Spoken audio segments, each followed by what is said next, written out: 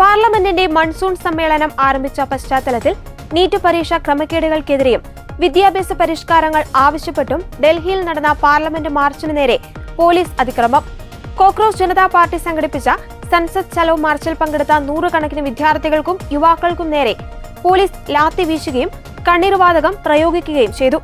Parliament സ്ട്രീറ്റിലും press club office ഇന്ത്യക്ക് സമീപവും സ്ഥാപിച്ചിരുന്ന സുരക്ഷാ ബാരിക്കേഡുകൾ മറികടന്ന് മുന്നോട്ട് നീങ്ങുവാൻ ശ്രമിച്ചതോടെയാണ് പോലീസും പ്രതിഷേധക്കാരും തമ്മിൽ രൂക്ഷമായ ഏറ്റുമുട്ടലുണ്ടായത്.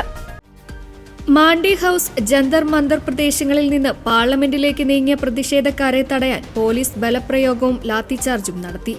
ജനക്കൂട്ടത്തെ ചിതറിക്കാൻ കണ്ണീർ വാതക ഷെല്ലുകളും പ്രയോഗിച്ചു. പോലീസുമായുള്ള തള്ളിക്കയറ്റത്തിൽ നിരവധി വിദ്യാർത്ഥികൾക്കും ഏതാനും പോലീസ് ഉദ്യോഗസ്ഥർക്കും നിസ്സാര പരിക്കേറ്റു.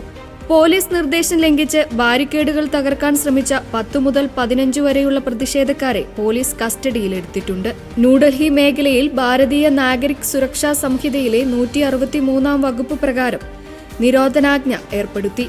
സുരക്ഷാ മുൻകരുതലിന്റെ ഭാഗമായി സെൻട്രൽ സെക്രട്ടേറിയറ്റ്, രാജീവ് ചൌക്ക്, പട്ടേൽ ചൌക്ക്, ജൻപത് ഉൾപ്പെടെയുള്ള 5 പ്രമുഖ മെട്രോ സ്റ്റേഷനുകൾ അടച്ചിട്ടു. ITO മേഖലയിലും വികാസ് മാർഗിലും പോലീസ് റോഡ് ഉപരോധിച്ചതിനെ തുടർന്ന് തലസ്ഥാനത്ത് കനത്ത ഗതാഗത കുരുക്ക് അനുഭവപ്പെട്ടു. നീറ്റ് പരീക്ഷാ ക്രമക്കേടുകളുടെ ഉത്തരവാദിത്തം ഏറ്റെടുത്ത് കേന്ദ്ര വിദ്യാഭ്യാസ മന്ത്രി ധർമ്മേന്ദ്ര പ്രധാൻ രാജിവെക്കണമെന്നാണ് പ്രതിഷേധക്കാരുടെ പ്രധാന ആവശ്യം.